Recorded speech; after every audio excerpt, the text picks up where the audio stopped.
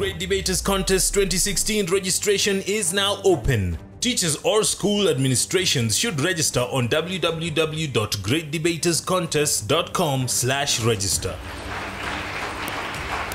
Ladies and gentlemen, thank you for tuning in and welcome to the Kakamega edition of the Great Debaters Contest. I'm your host, Austin Yumbok. And I am Mariam Bashar. Today we have an all-ladies affair with Mukumu girls going versus Igunga girls on whether devolution is a better system of governance than a unitary government. We'll have them take the stage now.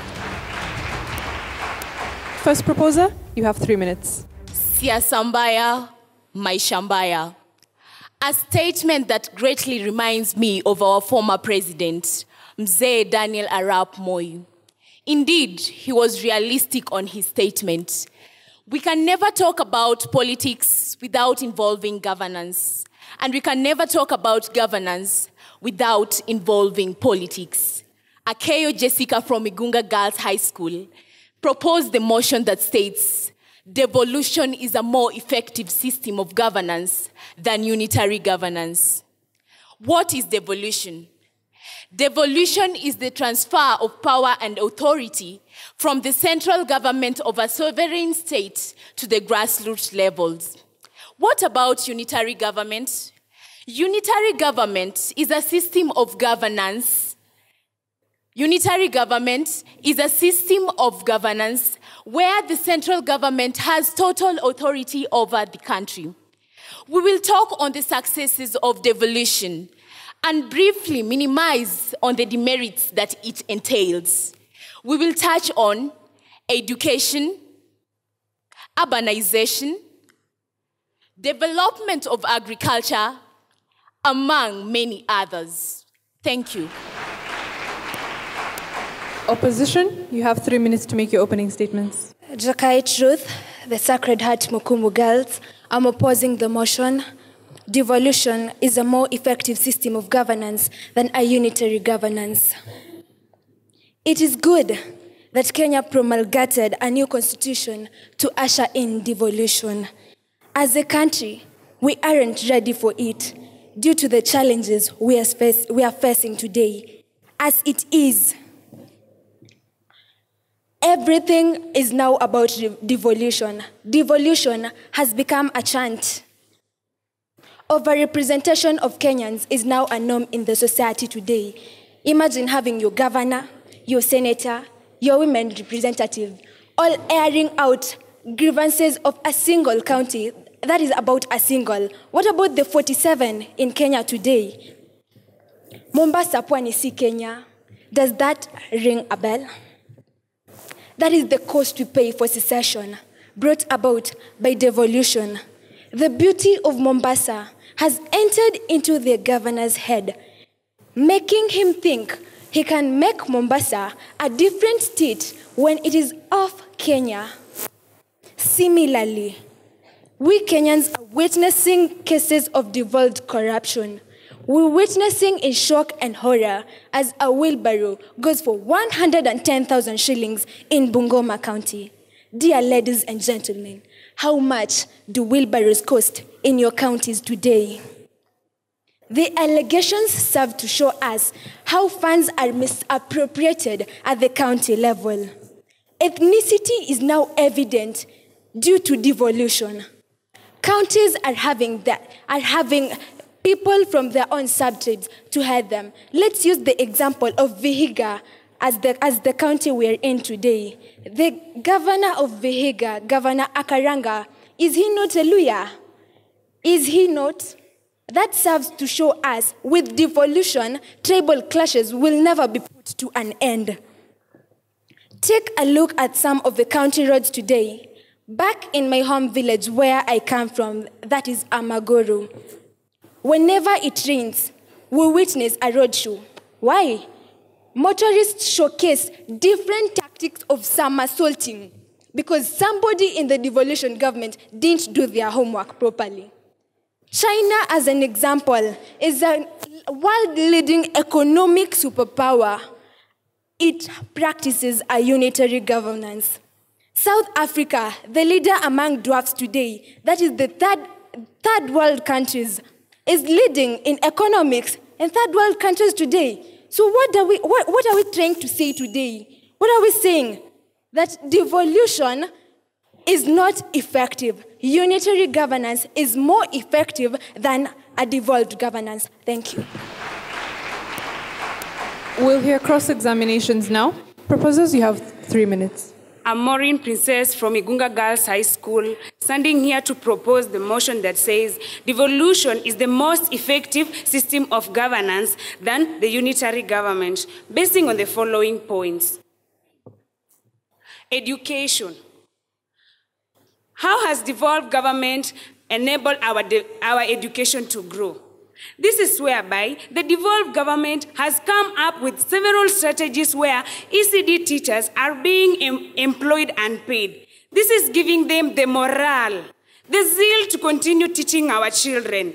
And let me remind you, my fellow members of parliament, that for any successive construction, there must be a strong base. And to my second point, urbanization. The areas which were remote in our country are becoming developed. Let me take an example of Mbale. Mbale was once a very remote area, but now there is the banks are being built there. There's the offices of NHIF, there's offices of NSSF. You see, devolution is the backbone of these offices being built there. And to my third point, constant contact. Fellow members, it pleases me to see the members of parliament being invited to certain schools during various functions. This enables the citizens to air out their views. It gives them the opportunity to communicate with their leaders and present their issues. And to my fourth point, agricultural development. For sure, the agriculture of our country is really growing. This is because the devolved government has come up with several organizations that are developing the countries. For example, there's the distribution of fertilizers. This is enabling the farmers who are not able to purchase these fertilizers to acquire them. It is giving them the courage to continue farming. And as we know, agriculture is the main source of economic in our country. There is equal distribution of resources. For example, in the unitary government, the government was not able to distribute the resources equally. But for the devolved government, the government has employed many ministers who are able to look into their counties and distribute the resources fairly. Thank you. Opposition will hear your cross-examination. You have 3 minutes. A calf does not walk the same day it is born. Mlunda passes from the Sacred Heart Mukumu Girls High School. Facts, ladies and gentlemen, allow me to give you the facts from the Ministry of Finance on economic state. First, Kenya is experiencing an inflation rate, which is right now at 6% on its economy since 2015 till date. Unemployment rate is at 38% since 2015. Do you think about the risk? Unemployment. Do you think about the risk? The population below poverty index is at 42%. What does this mean? That almost 50%, which is half of Kenya's population, is experiencing poverty. The budget deficit is at negative 4.6% as it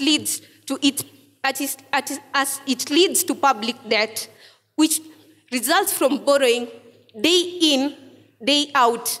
Giving an example of China, who have come to help us in construction of the major roads, giving the best example from the super highway. All this, unemployment, influctuation on economic state, poverty, and public deficit. Does it ring a bell in our minds? that with this, our economy is depriving. So, devolution, is it really helping us? Think about it. Devolution might not always lead to an improved governance or economic development. It's upon the leader. Drawing back to the decentralized dictatorship, which is at its peak. Think about these leaders who are the tyrant leaders. Their path is just all about oppressing the poor person, the minorities. Think about them.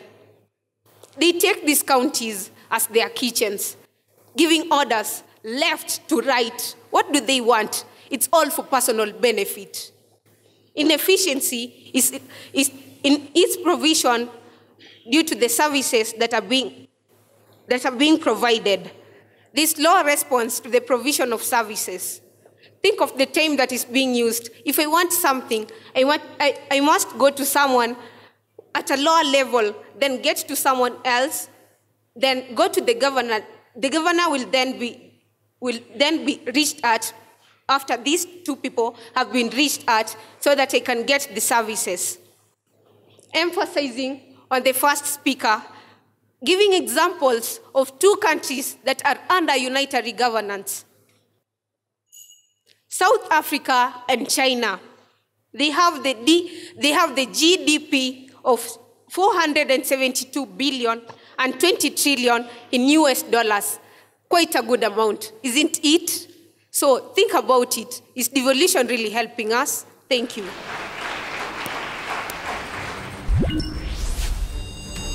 The Great Debaters Contest 2016 registration is now open. Teachers or school administrations should register on www.greatdebaterscontest.com/register.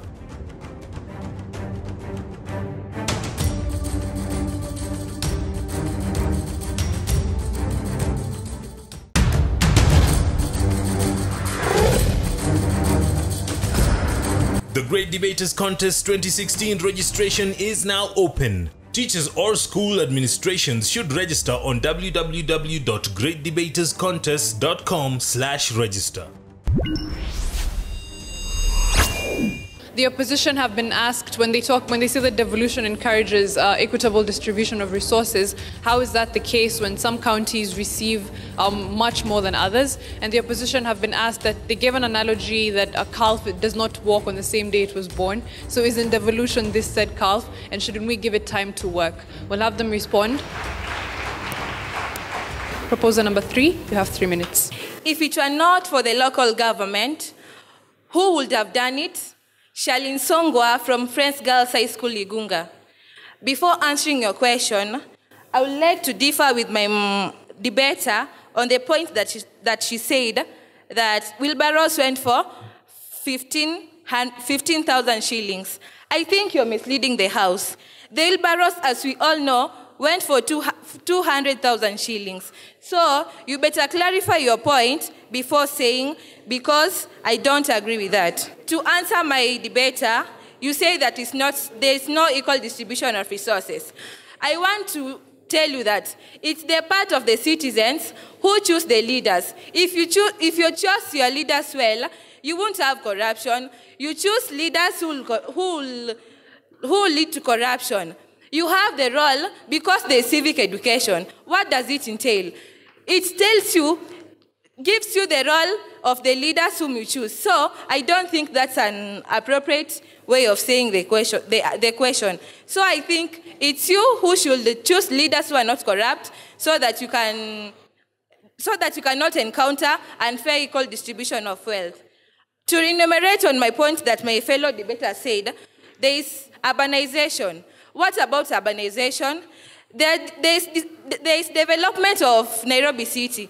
I'm sure that most of our debaters live in Nairobi.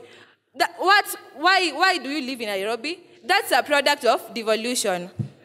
I beg to take a rest. Thank you. Opposition, you have 3 minutes to respond. Upon Tracy Mukumu Girls, to the first question. It was stated very well by my second speaker that as we develop, it starts with your leader. To the second question. Now, 3 years down the line, since we have enhanced devolution in our country, what are our state right now? Ethnicity, devolved corruption is the coal flame. Kenya, Kenya, Kenya taifa letu, Kenya, Kenya, Kenya nchi yetu. Don't you miss the Moi days? When power was real power. When presidency was a symbol of unity. Right now in our current state, we are all seeing how our governors, our leaders are fighting for power.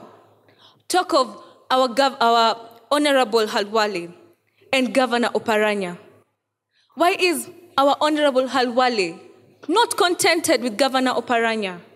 This is also evident in Nairobi County, Mombasa County, Kisumu County.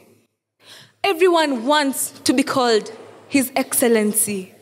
Everyone wants to ride with a motorcade. You can imagine going on with 47 sirens, which isn't that monotonous? Who there is the real leader? Now, money wastage. All this money we are paying our governors, our senators, women representatives, county executive and assemblies, all this money, and you know they are white-collar jobs. They are all highly paid. Isn't that money could be well channeled to other resources in our country, religious and cultural diversities? When we all want to become unique, different from the other county, we are all seeing this in Machakos County. They have just made a recreational park, Machakos Park. Everyone wants to go and dine there. Everyone wants to go and be there with their families. We are all trying to create the ethnicity between us so that we may look different from the rest. Now, health sector. In the health sector, it has become fully devolved. But look at what is happening. How many times are we watching the television and reading the newspapers that doctors have striked? It becoming a fully developed, it becoming a fully devolved, it means that the county is responsible for its salaries, and doctors are widely paid. Ladies and gentlemen, if devolution is really good, why aren't all sectors in our country fully developed? Thank you.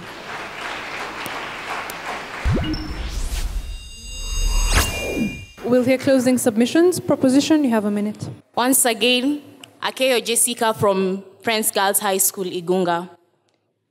To sum it up all, basing on the advantages of devolution, I strongly believe that devolution is a factor that will drive our economy to greater heights beyond measure.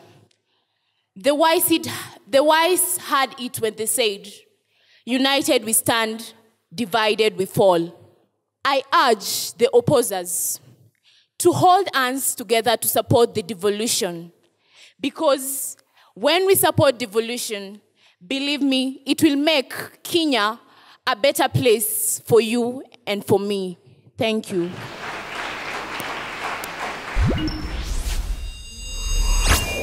Opposition, you have 1 minute. A snake coated in gold does not turn it from a snake coated in gold does not make it any different. The book African Cycle by Alain is the exact definition of devolution as portrayed in our country today. Devolution, as it is today, has clearly expressed the madness and drunkenness of our society. Thank you. Jakai Truth, the Sacred Heart.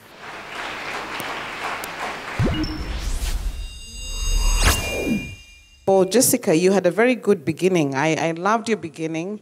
You introduced the two systems of government very well, but other than presenting us with the outline at the beginning, you took off. Your role as a fast debater is to set the pace, to set the debate in motion, and to give us much more than just the outline that you did. I don't know that you were dealing with stage fright because you're a good speaker. I don't know what the problem was at that point. Either you didn't understand your role or you were dealing with fright. Maureen, a good debater, but you have a monotone that makes it very difficult for somebody to follow through with you, the whole time. So you need to use a bit of inflections, raise your voice at some point, have variety in terms of how you execute your motion. For Charlene, again, you ran off the stage before your time was up. And again, your response to the question was not well executed. For the ladies on the other side, the Sacred Heart Mukumu girls, Jakait stood out for me as a great debater.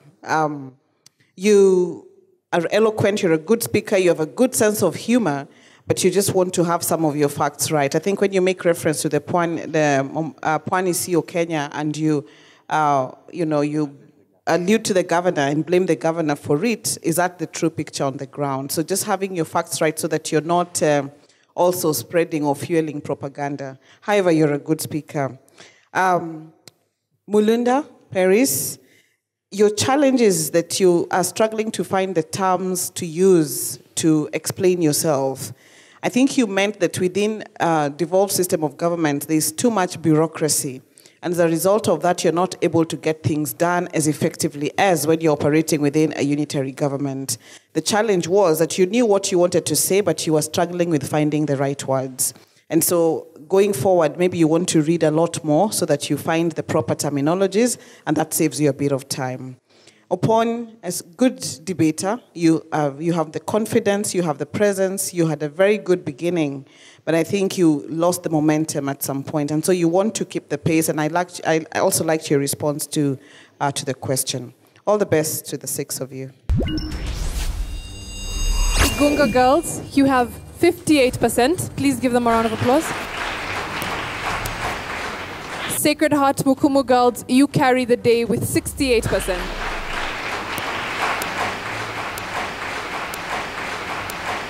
Very well. Thank you to the studio audience and our viewers back home for watching. Keep the conversation going on Twitter at Great Debaters EA and all our social media platforms. I have been your host, Austin Yumbok. And I am Mariam Bashar. We'll see you next time. The Great Debaters Contest 2016 registration is now open. Teachers or school administrations should register on www.greatdebaterscontest.com/register.